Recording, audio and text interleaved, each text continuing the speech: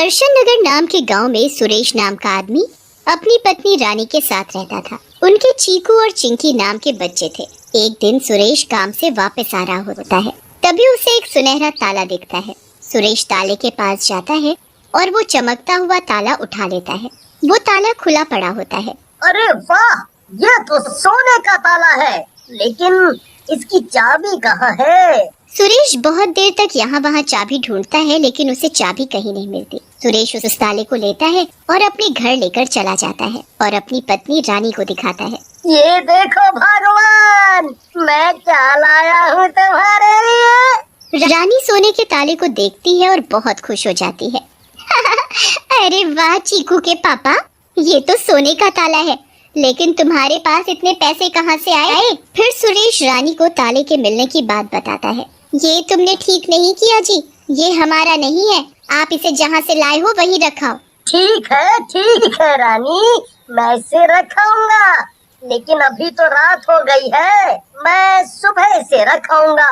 फिर सुरेश और रानी ताले को अलमारी के अंदर रख कर सो जाते हैं। उसी रात वो अलमारी जोर जोर से हिलने लगती है और कमरे में धुआं ही धुआं फैल जाता है। तभी उस धुएं के बीच में से एक खूंखार चुड़ैल बाहर निकलती है।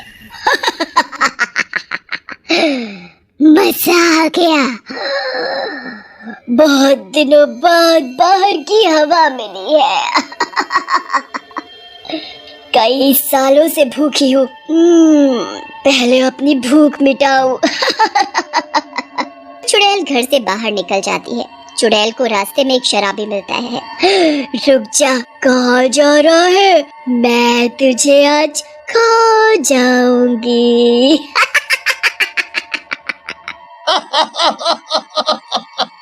क्या बात कर रही हो मैडम?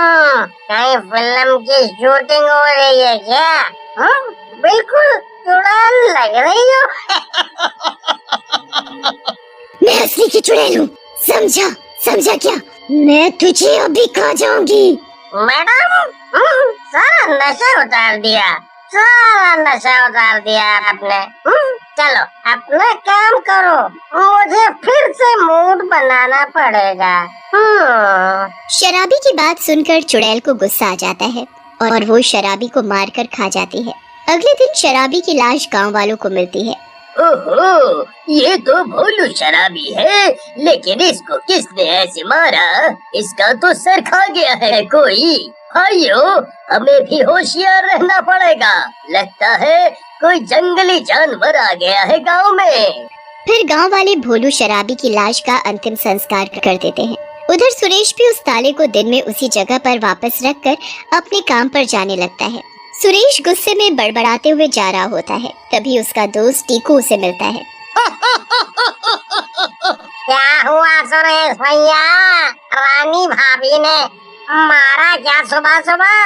गुस्से में लग रहे हो? टीकू भैया मजाक मत करो, हमारा मूड खराब है।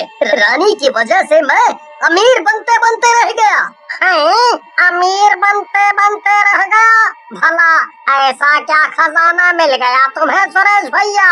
जरा मैं भी तो सुनूं। फिर सुरेश टीकू को ताला मिलने की बात बताता है, जिसे सुनकर टीकू लालच में आ जाता है और सुरेश के जाते ही उसी जगह पर पहुंचता है जहां सुरेश ने ताला वापस रखा था।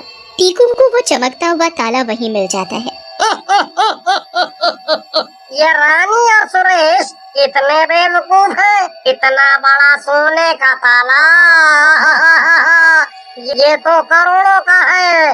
मैं तो इसे ले जाकर अपने घर में रख लेता हूँ। ऐसा कहकर टीकू ताले को उठाता है और अपने घर में लेकर चला जाता है और अपने कमरे में रखकर सो जाता है। रात में चुड़ैल ताले से बाहर आती है। इस लालची ने मुझे अपने घर पर रख लिया। ये तो अपने आप ही मरने चला आया। ऐसा कहकर चुड़ैल सोते हुए टीकू को गर्दन से पकड़कर उठा लेती है। चुड़ैल, आप कहाँ से आई? मुझे क्यों मारना चाहती हो? जो सोने का ताला तूने उठाया था, मैं उसी ताले में रहती हूँ। लेकिन इससे पहले तो वो ताला सुरेश के पास था, तुमने उसे क्यों नहीं मारा? क्योंकि क्योंकि वो परिवार तेरी तरह लालची नहीं है। सुरेश की पत्नी ने अपने परिवार को बचा लिया। मैं केवल दुष्ट और लालची लोगों को मारती हूँ। अब तेरा लालच तेरी भी जान लेगा। ऐसा कहकर चुड़ैल टीकू को मारकर उसका सर खा जाती है। अगले दिन टीकू की लाश उसके घर के बाहर मिलती है। गांव वाले उसके घर के सामने इकट्ठा हो जाते हैं। सोने का ताला देखकर राजन को लालच आ जाता है और वो चुपके से ताले को उठा लेता है। इन बेवकूफ गांव वालों को अफसोस मनाने दो, मैं तो ये सोने का ताला उठाऊं। लेकिन सुरेश राजन को ताले को उठाते हुए देख लेता है, लेकिन डर के मारे किसी से कुछ नहीं कहता। उधर राजन अपने घर में ताला ले जाता है और उसे अपनी खटिया के नीचे रख देता है। आज तो बहुत थक गया मैं। इस ताले को सुबह गरीब चंद सुनार के पास ले जाकर बेच देता हूँ। फिर राजन सो जाता है। उधर सुरेश को ताले पर शक होता है। वो राजन के घर के बाहर जाकर छुप जाता है। रात में चुड़ैल ताले में से बाहर आती है। एक और लालची आदमी। ये दुनिया तो लालची लोगों से भरी पड़ी है। ऐसा कहकर चुड़ैल राजन को खटिया समेत उठाकर खड़ा कर देती है। अरे ये क्या हो रहा है? मेरी खाट क्यों खड़ी हो रही है? कौन है भाई? कौन है?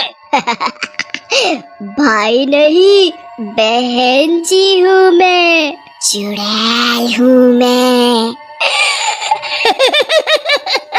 अब मैं तुझे मारकर खा जाऊंगी। ये सब बाहर खड़ा सुरेश देख रहा होता है और सोचता है, इससे पहले ये चुड़ैल मुझे देख ले और मार डाले, मुझे यहाँ से निकलना चाहिए। ऐसा कहकर सुरेश वहाँ से चला जाता है। उधर चुड़ैल भी राजन को मार कर उसका सर खा जाती है। सुरेश घर जाकर सारी बात रानी को बताता है। सुरेश की बात सुनकर रानी बोलती है, रमेश ये तो बहुत चिंता की बात है। इस तरह से तो ये चुड़ैल पूरे गांव को मार डालेगी। हमें कुछ करना होगा। लेकिन हम क्या कर सकते हैं रानी? ये चुड़ैल तो बहुत शक्तिशाली है। लगता है तुमने गौर नहीं किया सुरेश। सबसे पहले उस ताले को तुम उठाकर लाए थे, लेकिन उस चुड़ैल ने तुम्हें और हमारे परिवार को नहीं मारा। इसका मतलब वो हमें नहीं मार पा रही। अब हमें ही उस चुड़ैल से निपटना होगा। फिर रानी और सुरेश राजन के घर से जाकर वो ताला ले आते हैं और सोने का नाटक करने लगते हैं। रात होते ही चुड़ैल ताले से बाहर आती है। इस ताले से आजाद होकर मैं इस गांव में आ गई। मजा ही आ गया। रोज खाने को मिल रहा है। तभी चुड़ैल की नजर सुरेश पर पड़ती है और वो बोलती है, इन दोनों की ईमानदारी ने मुझे रोका हुआ है, नहीं तो इन दोनों का भी मांस खाने को मिल जाता। लेकिन ये दोनों ही मेरे लिए खतरे की घंटी है, क्योंकि अगर इन्होंने वो चाबी ढूंढकर इस ताले को बंद कर दिया तो मैं फिर से कैद हो जाऊंगी। ऐसा कहकर चुड़ैल वहाँ से चली जाती है। अगले दिन सुबह रानी और सुरेश मुखिया के पास जाते हैं और उसे सारी बात बताते हैं, जिसे सुनकर मुखिया बोलते हैं, अगर ये बात सच्ची है तो गांव वाले खतरे में हैं। हमें उस ताले की चाबी को ढूंढना होगा। फिर गांव वाले सुरेश, रानी और चिंकी और चीकू को सब मिलकर उस ताले की चाबी को ढूंढने लगते हैं। एक झाड़ी के पास चिंकी को एक चाबी मिलती है। पापा, मुझे चाबी मिल गई, ये देखो। चिंकी की बात सुनकर सारे के सारे लोग उसके पास चले जाते हैं। सुरेश हंसता हुआ चिंकी से बोलता है, शाबाश मेरी बच्ची, तूने तो कमाल कर दिया। तूने जान बचा ली गांव वालों की। फिर गांव वाले वापस गांव की तरफ जाने लगते हैं, लेकिन तब तक रात होनी शुरू हो जाती है और चुड़ैल भी ताले से बाहर आ जाती है। आज तो सारे गांव वाले साथ में ही है। लगता है सब एक साथ ही मरना चाहते हैं। दुष्ट चुड़ैल, आज हम नहीं तू जाएगी इस दुनिया से। चुड़ैल गांव वालों की तरफ बढ़ती है, लेकिन तब तक चीकू ताले तक पहुंच जाता है और चाबी से ताले को बंद कर देता है। ताला बंद करते ही चुड़ैल ताले की तरफ खींची चली जाती है और वापस ताले में कैद हो जाती है। शाबाश, शाबाश मेरे बच्चे चीकू, तुम बहुत बहादुर हो। तुमने गांव वालों की जान बचा ली।